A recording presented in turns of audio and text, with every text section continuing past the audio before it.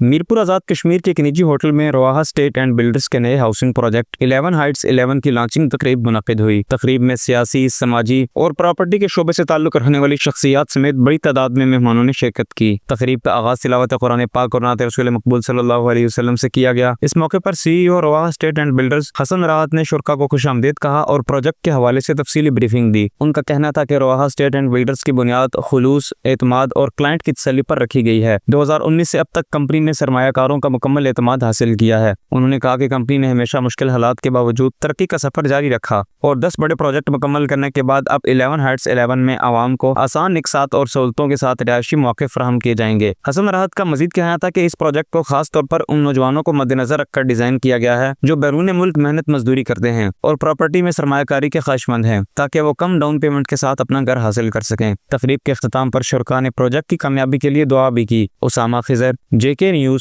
Mirpur Azad Kashmir.